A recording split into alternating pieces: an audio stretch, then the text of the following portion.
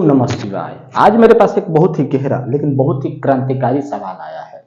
सवाल आया है कि धर्म क्या है, धर्म किसे कहते हैं और धर्म की हमें जरूरत क्या है।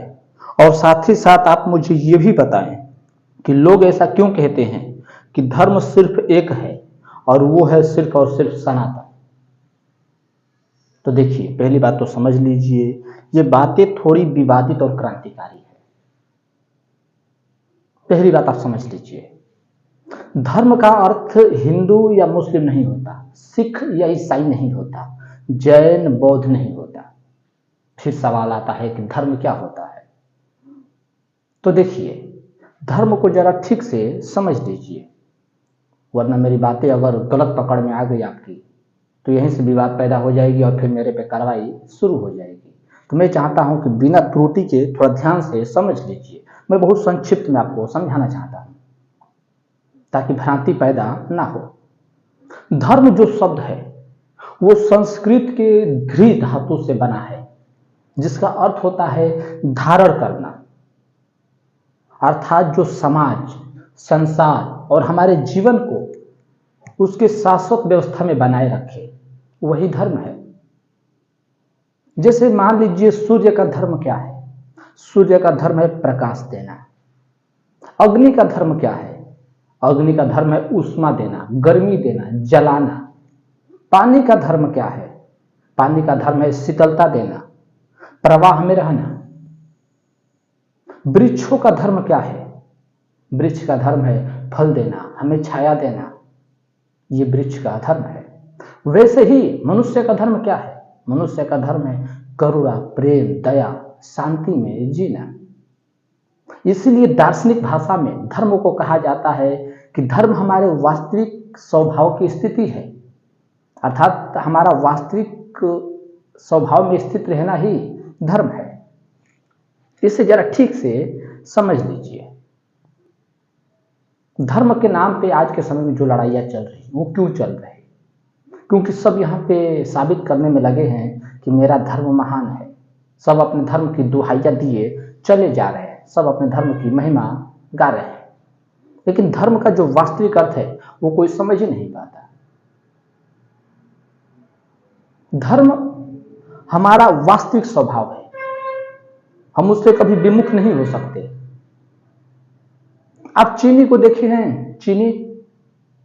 चीनी में जो मिठास है वो क्या वो उसे बाहर से डाला गया? नहीं, वो चीनी के साथ ही मिठास है। चीनी का अस्तित्व है तो उसके मिठास का भी अस्तित्व है, वो उससे कभी अलग नहीं हुआ। तो उसका जो मिठास है चीनी का, वो क्या है? वो सनातन है। उस चीनी में सदा से था, सदा से है और सदा से रहेगा। इसलिए हम धर्म को कहते हैं कि धर्म सिर्फ एक है और वो है सनातन। इसका क्या अर्थ? इसका अर्थ ये कि धर्म सदा से था, सदा से है और सदा से रहेगा। इसलिए हम कहते हैं कि धर्म सिर्फ एक है और वो है सनातन। इसी बात को कृष्ण भगवान गीता में कहे हैं कि स्वधर्मे निधनम निधनम श्रेयस्कर पर धर्मो भयावह। अर्थात अपने धर्म में मरना भी श्रेयस्कर है, लेकिन दूसरे के धर्म में जाना ये भयावह है, ये मृत्यु तुल्य है, मृत्यु भी इससे बेहतर होगी। इसका क्या अर्थ? लोग इसका अर्थ निकालते हैं कि तुम हिंदू हो तो हिंदू में रहो, मुस्लिम हो तो मुस्लिम में रहो, जैन हो तो जैन में रहो। यही कृष्ण भगवान कह रहे हैं। लोगों का ये मत है, मेरा मत नहीं है। लोग इनकी व्याख्या शब्दों का यही निकालते हैं कि कृष्ण भगवान कह रहे हैं कि स्वधर्म श्रेयस्कर पर धर्मो भयावह। बातें सुनने में बिल्कुल ठीक ठीक लगती है, बहुत क्रांतिकारी की बात तो यही हो रहा, यही तो कह रहे हैं कृष्ण भगवान कि स्वधर्म श्रेयस्कर पर धर्मो भयावह, अर्थात अपने धर्म में। तो अपना धर्म क्या? हिंदू, मुस्लिम, सिख, ईसाई, जैन, बौद्ध नहीं। कृष्ण भगवान को हिंदू मुस्लिम में कोई रस नहीं है, सिख ईसाई में कोई रस नहीं है। वो तो कह रहे हैं कि जो तुम्हारा धर्म है, तुम्हारा धर्म क्या है?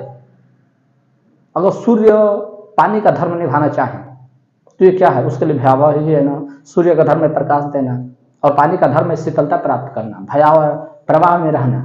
अब पानी सूर्य का धर्म खींचने की कोशिश करे, उसमें जाने का कोशिश करे, और सूर्य पानी के धर्म में आने की कोशिश करे, तो क्या कहेंगे कि उनके लिए, दोनों के लिए खतरनाक है।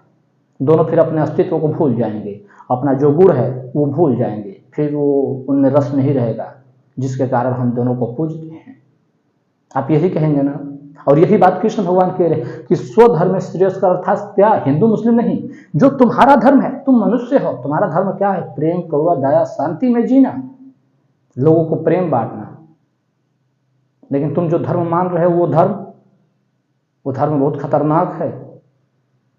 हर जगह पे बलि चढ़ रहा है ईश्वर के नाम पे, मुस्लिम गला काट दे रहा जानवरों का अल्लाह के नाम पे।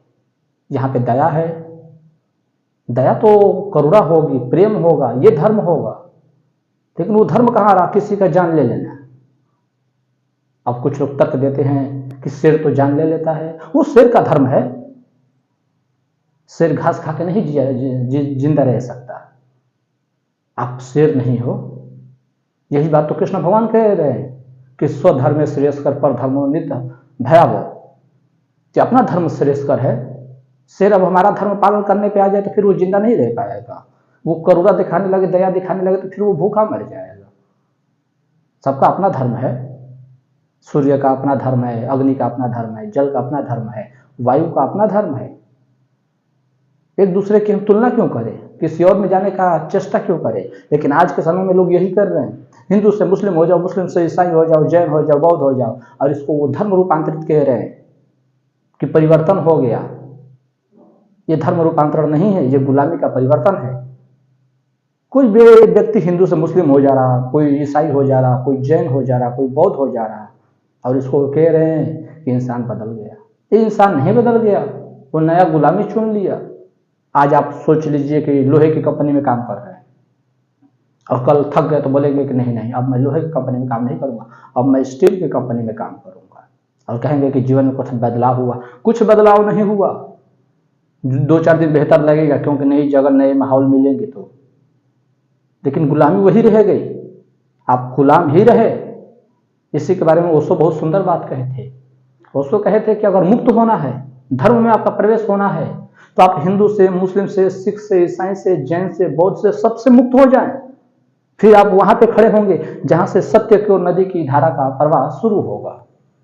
जब आपके ऊपर कोई जंजीर ना हो। हिंदू से मुस्लिम हो जाना ये कोई कन्वर्जन नहीं है, ये गुलामी का परिवर्तन है। अच्छा, आप एक और इसमें सवाल पूछे थे कि धर्म की हमें जरूरत क्या है, तो उसका भी मैं उत्तर दे देना चाहता हूं। जरा सोचिए, एक ऐसा समाज हो जहां पे डॉक्टर मरीजों का इलाज ना करे ढंग से, शिक्षक ज्ञान ना दे बच्चों को सही से, माता पिता अपने बच्चों का पालन पोषण ढंग से ना करे, बच्चे माता पिता की आज्ञा ना माने, पत्नी दुराचारी हो जाए, पति भी पत्नी का ध्यान ना रखे, पत्नी पराये पुरुषों के साथ रहने लगे, व्यभिचार करने लगे, वो समाज कैसा होगा? वो समाज दूषित हो जाएगा। क्या उस समाज में आप रहना पसंद करेंगे? नहीं करेंगे। तो इसीलिए धर्म की जरूरत है, क्योंकि अगर धर्म नष्ट हो गया तो फिर एक कदम पे भी चलना हमें मुश्किल हो जाएगी। किसी पे भरोसा नहीं रह जाएगा। माता पिता अपने में लड़के मर जाएंगे, बच्चे अपने में लड़के मर जाएंगे, डॉक्टर पे भरोसा नहीं रह जाएगा, डॉक्टर इलाज करना ढंग से छोड़ देगा, शिक्षक ज्ञान देना छोड़ देगा। इसी के बारे में रविदास जी सपने देखते थे बेगमपुरा की। बेगमपुरे का क्या अर्थ? अर्थात वो ऐसे समाज का सपना देखते थे जहां पे दुख ना हो, दर्द ना हो, गम ना हो, बेगम, बिना गम की दुनिया, बेगमपुरा। लेकिन अफसोस, उनका सपना सपना ही रह गया। उनका सपना कभी पूरा नहीं हुआ, क्योंकि हम कर ही नहीं सकते किसी का सपना पूरा। हम तो चोरी का सपना पूरा करेंगे। समाज में चोर बढ़ते जा रहे हैं, बलात्कारी बढ़ते जा रहे हैं। बेगमपुरा हम नहीं बनाएंगे। रविदास जी का सपना सपना ही रहेगा। एक बहुत बड़ा दार्शनिक हुआ प्लेटो, यूनान में, उसका सपना था आदर्श राज्य का। आदर्श राज्य को ठीक आप उसी से जोड़ सकते हैं समानांतर राम राज्य से, जहाँ पे सबको बराबर का अधिकार मिले, प्रजा सुख में रहे, प्रजा के हित में ही राजा का हित हो। लेकिन ऐसा राज्य कभी आएगा नहीं, ये सिर्फ सपने में ही रहेंगे। रविदास जी सपना देखते रहे बेगमपुरा का, वो सपना ही रहेगा। प्लेटो सपना देखता रहा आदर्श राज्य का, वो सपना ही रहेगा। गांधी जी सपना देखते रहे राम राज्य का, वो सपना ही रहेगा, वो सपना कभी पूरा नहीं होगा। जिस समाज को देख के लगता है कि सपना कभी पूरा होगा, नहीं होगा, क्योंकि चोरी, भ्रष्टाचारी, बेरोजगारी, स्त्रियों के प्रति अन्याय जो चल रहा, उसका ब्यौरा कौन देगा? मंदिर मस्जिद के नाम पे जो हत्याएं हो रहा, उसका ब्यौरा कौन देगा? नहीं, हम तो सिर्फ बातें करेंगे प्रेम, करुणा, दया, शांति की, अनुभव में नहीं। अनुभव की जरूरत क्या है? प्रेम, करुणा, दया, शांति तो हमारे शास्त्रों में लिखी है ना। जरूरत क्या है अनुभव में लाने की? तो उम्मीद है कि आप समझ पाए होंगे कि मैं क्या कहना चाहता हूं और मेरा अर्थ क्या है। अर्थ का अनर्थ भी बनाया जा सकता है, लेकिन उससे थोड़ी गड़बड़ी हो जाएगी, मेरे ऊपर कार्रवाई शुरू हो जाएगी, तो वही मैं नहीं चाहता। तो उम्मीद है कि आप समझ गए होंगे। आज का सवाल था कि धर्म क्या है, धर्म को सनातन क्यों कहते हैं, कि सनातन ही धर्म है, और धर्म की जरूरत क्या है। तो धर्म का अर्थ है अपने वास्तविक स्वभाव में स्थित रहना ही धर्म है, अर्थात जो धारण करने वाली शक्ति हो, जो समाज, संसार और हमारे जीवन को शाश्वत व्यवस्था में बनाए रखे, वही धर्म है। जैसे सूर्य का धर्म है प्रकाश देना, अग्नि का धर्म है जलाना, उष्मा देना, पानी का धर्म है शीतलता देना, प्रवाह में रहना, वायु का धर्म है चलना, हमें हवा देना, वैसे ही मनुष्य का धर्म है प्रेम, करुणा, दया, शांति में जीना, यही हमारा धर्म है। सनातन क्यों कहते हैं? क्योंकि धर्म सदा से था, सदा से है और सदा से रहेगा, इसलिए हम उसे सनातन कहते हैं। जैसे कि चीनी में जो मिठास है वो बाहर से नहीं डाली गई, चीनी जब है तो उसमें मिठास है ही, वैसे ही जब मनुष्य है तो उसके भीतर प्रेम, करुणा, दया, शांति है ही, भले ही वो ढक दे और प्रेम का पालन ना करके ऊपर से क्रोध दिखाने लगे, लेकिन कुछ कितने देर क्रोध में रहेगा? 2 घंटे, 4 घंटे, 2 दिन, 4 दिन, फिर उसका गुस्सा शांत हो जाएगा और भीतर से प्रेम फूट पड़ेगा, क्योंकि वो हमारा धर्म है। सूर्य सोचे कि मैं प्रकाश नहीं दूंगा, कितना देर नहीं देगा, वो जहां पर रहेगा उसके आसपास प्रकाश बिखरा रहेगा, क्योंकि वो उसका धर्म है। वो अपने धर्म से विमुख नहीं हो सकता है, हालांकि वो करे कि अपने प्रकाश में जहरीला गैस मिला दे, लेकिन इससे उसका धर्म ये नहीं होगा कि क्षीण हो गया, धर्म को आवृत कर दिया, ढक दिया अपने धर्म को। वैसे ही मनुष्य का धर्म प्रेम, करुणा, दया, शांति, भले ही कोई इसका पालन ना करे, वो बिल्कुल दूसरी बात है। और तीसरा में आप सवाल पूछे थे धर्म की जरूरत क्या है, तो धर्म की जरूरत इसीलिए है ताकि समाज में एक आदर्श बना रहे, नैतिकता बनी रहे, माता पिता बच्चों का पालन पोषण ढंग से कर सके, शिक्षा अपना कर्तव्य निभा सके, शिक्षक ज्ञान दे सके बच्चों को, डॉक्टर अपना काम कर सके ढंग से, और एक खुशहाल जीवन हम जी सके। तो उम्मीद है कि समझ पाए होंगे। आज के लिए बस इतना ही। अंतिम रूप में आपसे यही कहना चाहूँगा कि आप मेरे वचनों को इतने ध्यानपूर्वक सुने, उसके लिए आप सभी का बहुत बहुत शुक्रिया। ओम नमः शिवाय।